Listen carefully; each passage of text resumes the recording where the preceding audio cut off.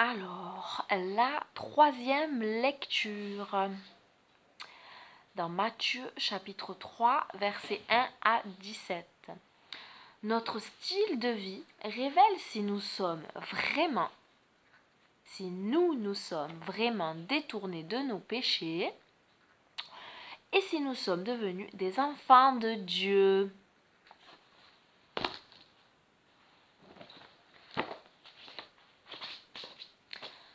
En ces jours-là, Yochanan, l'immergeur, arriva dans le désert de Juda et commença à proclamer le message en disant « Renoncez à vos péchés en vous tournant vers Dieu, car le royaume des cieux est proche. » C'est de cet homme que le prophète Yeshayahu a parlé quand il a dit « La voix de celui qui s'écrie dans le désert,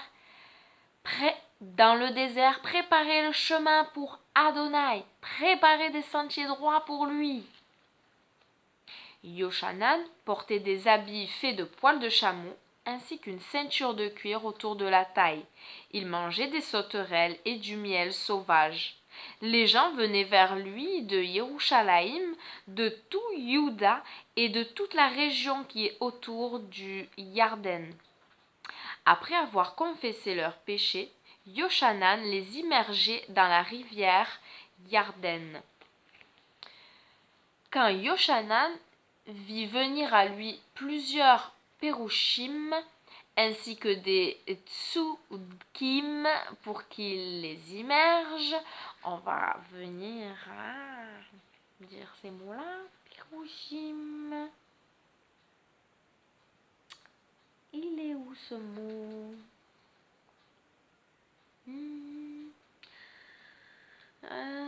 Je ne le vois pas. Par contre, les Tsukim, c'est les Sadducéens. Ah voilà, les Prouchim, c'était logique, c'est les pharisiens. Donc, quand Yochanan vit venir à lui plusieurs pharisiens ainsi que des Sadducéens pour qu'il les immerge, il leur dit « Race de vipères, qui vous a averti de fuir le châtiment à venir ? Si vous avez réellement renoncé à vos péchés en vous tournant vers Dieu, prouvez-le en produisant un fruit qui en est digne. Et ne croyez pas qu'il suffit de vous dire en vous-même « Abraham est notre Père », car je vous le dis, Dieu peut de ces pierres susciter des enfants à Abraham. La hache est déjà à la racine des arbres, prête à couper. Tout arbre qui ne produit pas de bons fruits sera coupé et jeté au feu. Il est vrai que je vous immerge dans l'eau afin que vous renonciez à vos péchés en vous tournant vers Dieu. Mais celui qui vient après moi est bien plus puissant que moi. Je ne suis pas digne de porter ses sandales. Lui, il vous immergera dans le Ruach HaKodesh et dans le feu.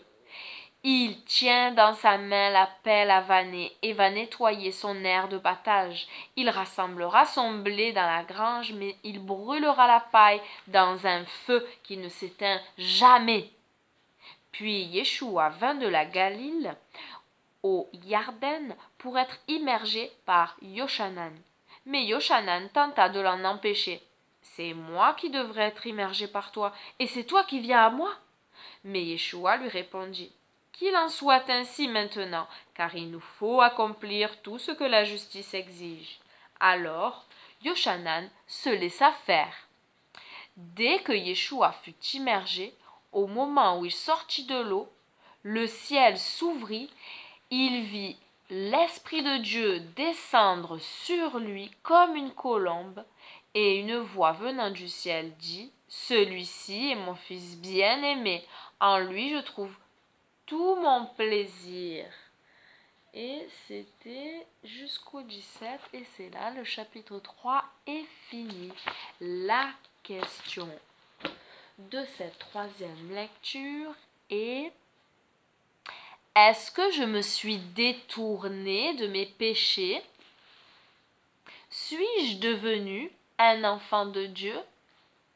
Parce que la deuxième question dépend de la première. Si tu t'es détourné de tes péchés, alors tu es un enfant de Dieu. Si tu ne t'es pas détourné de tes péchés, alors tu n'es pas un enfant de Dieu. Shalom.